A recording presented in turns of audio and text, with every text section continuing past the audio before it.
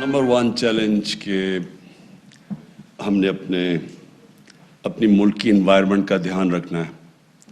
ہم نے فارسٹ کور اس ملک میں دنیا کی ایوریج سے بہت نیچے جا چکا ہے۔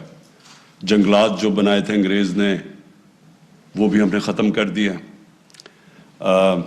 ہم نے اپنے دریاؤں کو پلوٹ کر دیا، پانی کے اندر وہ چیزیں ڈالی ہیں جس کی وجہ سے نیچے جیسے جیسے انڈس نیچے جاتا ہے جو دریائے سندھ، تو جو نیچے پانی ہے زمین کے نیچے وہ پلوٹ ہوتا جا رہا ہے۔ ایک سپریم کورٹ کی فیصلہ ہے، اس میں سپریم کورٹ نے کہا کہ کس طرح جو گراؤنڈ واٹر ہے سندھ کے اندر وہ 70% پلوٹڈ ہے۔ پھر ہم نے اپنی جو ہوا ہے اس کو پلوٹ کر دیا، اپنے ایٹماسفیئر کو۔ لاہور کے اندر جو پولوشن ہے اب وہ، اور خاص طور پہ سردیوں میں، تو وہ جو ڈینجر لیول سے بھی اوپر چلی جاتی ہے پولوشن۔ اس کا مطلب کہ بچوں کے اوپر، بوڑھوں کے اوپر اس کا بہت برا ان کی صحت کے اوپر اثر آتا ہے، اور اس کی وجہ یہ ہے کہ ان پلانڈ سٹی ہے۔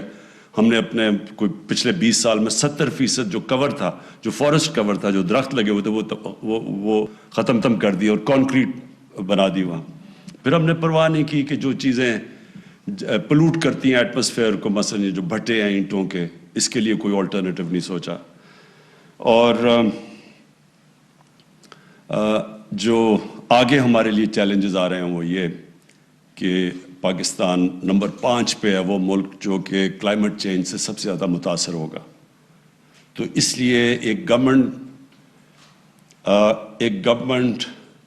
جو کہ اپنی انسانوں کا سوچتی ہے اور اگلی الیکشن کا نہیں سوچتی، اس گورنمنٹ کے لیے امپورٹنٹ ہے کہ سب سے پہلے آج سے ہم پلاننگ کریں کہ ہم اپنے آنے والی جنریشنز کے لیے کس طرح ایک بہتر پاکستان چھوڑ کے جائیں گے۔ ایک وہ پاکستان جس طرح میں جب بڑا ہوا تھا تو پاکستان کی ماحولیت بالکل فرق تھی۔ لاہور میں جو عام نلکے کا پانی تھا وہ بڑا، یعنی ساری نلکے کا پانی پیتے تھے، بلکہ میرے گھر کے باہر نہر تھی اور میں نے اپنی آنکھوں سے دیکھا ہوا گرمیوں میں لوگ سائیکل سے رکتے تھے اور نہر سے پانی پیتے تھے، اور وہی نہر پھر آہستہ آہستہ پلوٹ ہوتی دیکھی۔ سورج سارا چلا گیا نہر میں۔ دریا راوی ہمیں یاد ہے، بوٹنگ کرتے تھے، چھوٹے ہوتے تھے تو ہم اسپیشل ٹریٹ ہوتی تھی کہ وہ 12 دری میں وہ کشتی میں جائیں۔ وہی دریائے راوی ایک سیوریج ڈمپ بن چکا ہے۔ تو یہ جو ہم نے اپنی، جو بھی آیا اس نے 5 سال کا سوچا اپنی الیکشن کا، کسی نے آگے نہیں سوچا کہ آگے ہم کس طرح کا پاکستان چھوڑ کے جائیں گے۔ تو ہماری گورنمنٹ کے اوپر یہ سب سے، میرے خیال میں میری گورنمنٹ پہ سب سے بڑی ذمہ داری یہ ہے کہ ہم یہ اپنے ملک کو، اس کے اندر جو یہ انوائرمنٹل ڈیگریڈیشن آئی ہے، اس کو ہم ٹھیک کریں اور اس ملک کو، اپنی قوم کو اس راستے پہ لگائیں کہ ہم یہ سب کچھ پھر واپس اپنی انوائرمنٹ کو، اپنے فارسٹ کور بھی امپروو کریں، اپنے درائے بھی صاف کریں، اپنی جو ایئر پولوشن ہے اس کو بھی ٹھیک کریں۔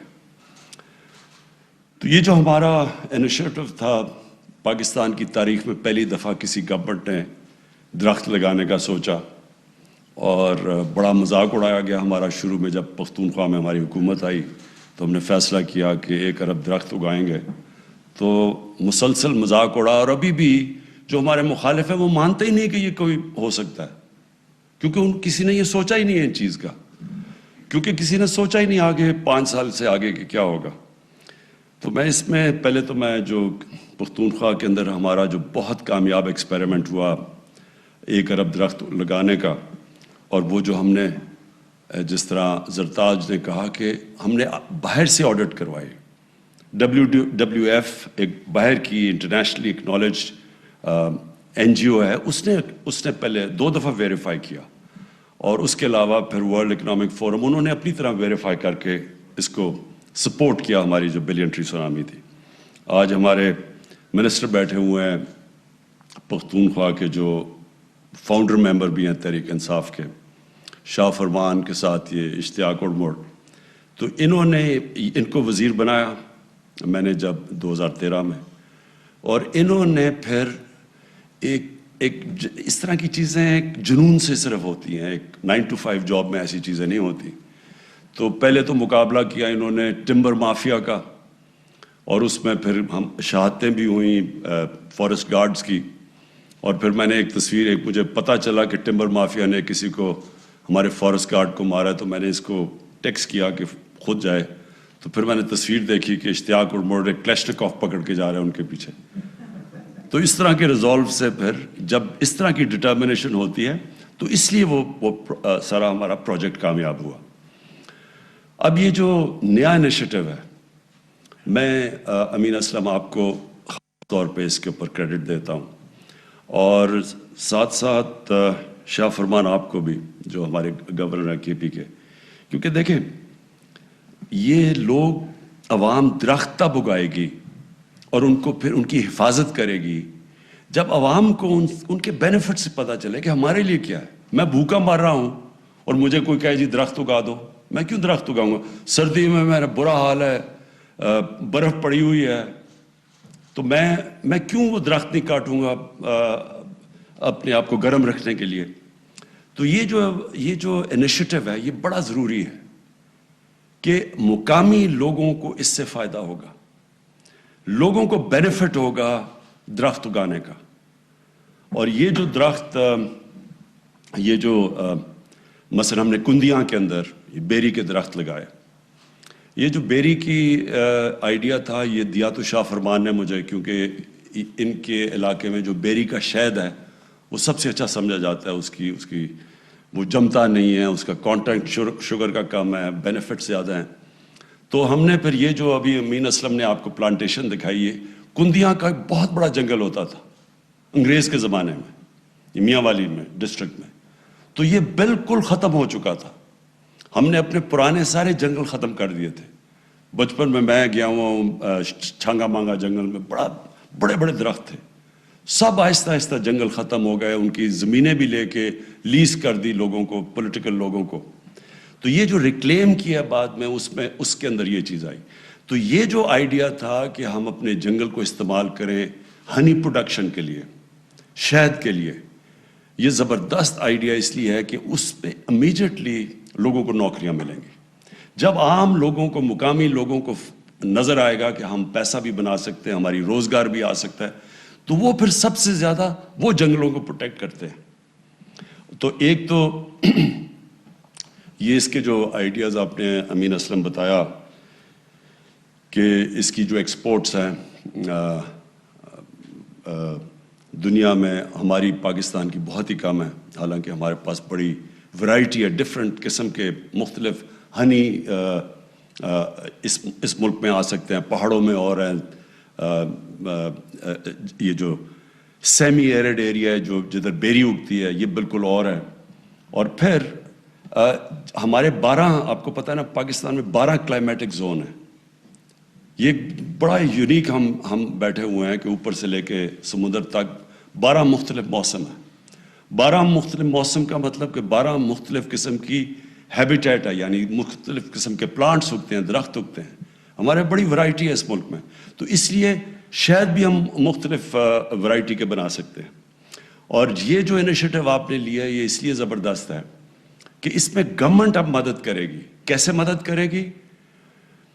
اگر ہم کبھی بھی ایکسپورٹ نہیں کر سکتے جب تک کوالٹی کنٹرول نہ ہو. ایکسپورٹ صرف ہوتی کوالٹی کنٹرول پہ ہے.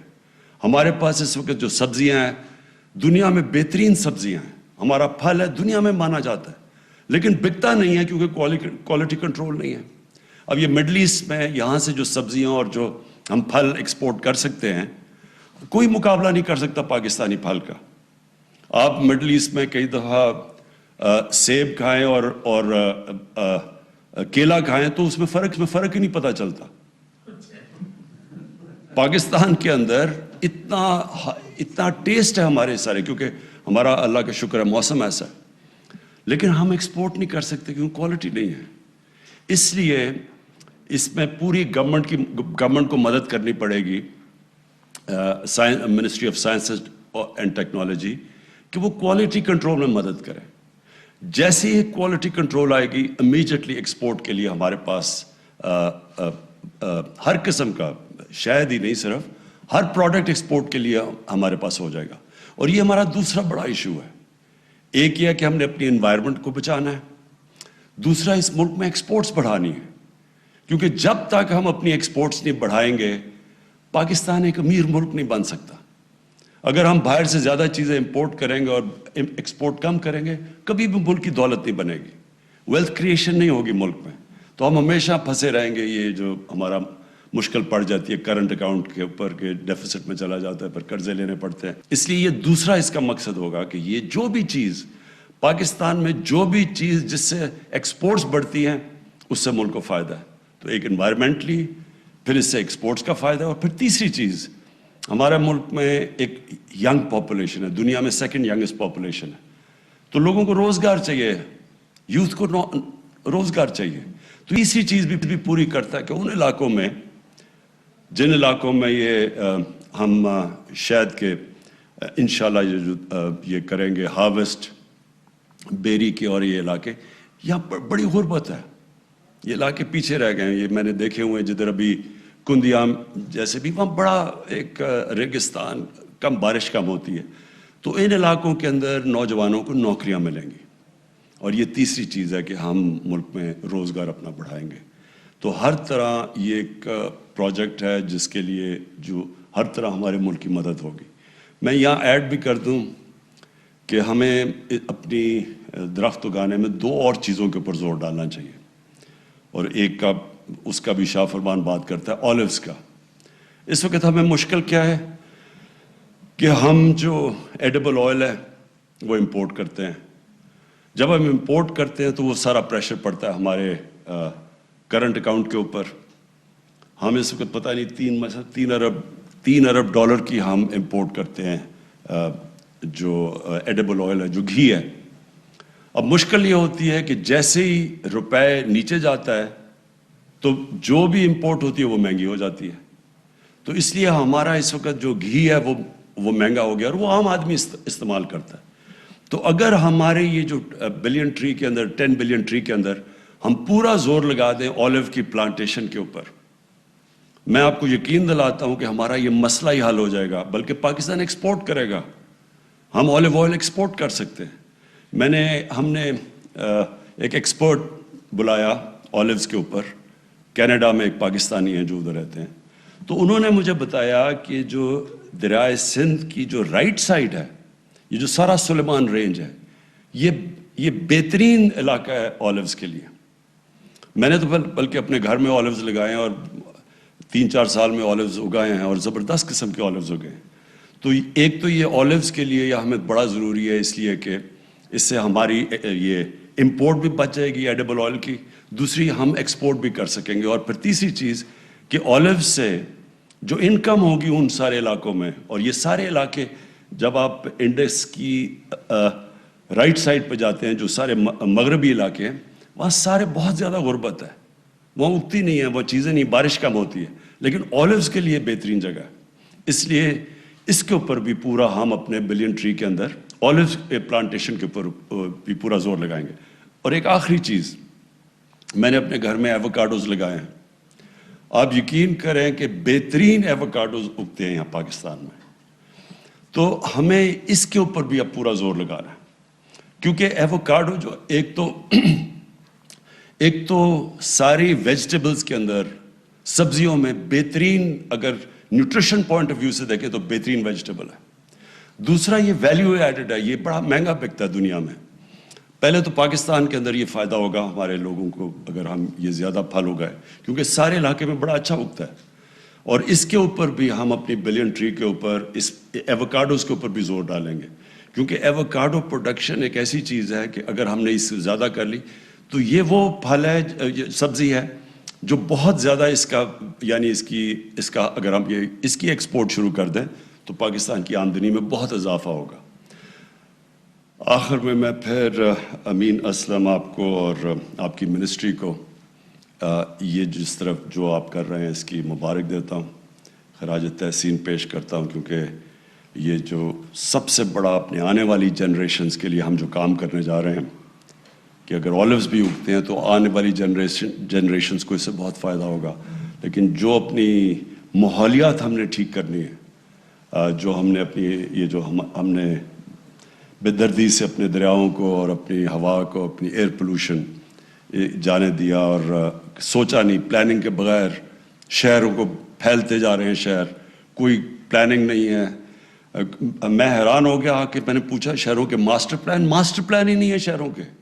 مطلب یہ کہ شہر پھیلتا جا رہا ہے, جو کھانے جدھر ہم اپنی فصلیں اگاتے تھے لا کے وہ سارے سوسائٹیز میں کنورٹ ہو رہے ہیں.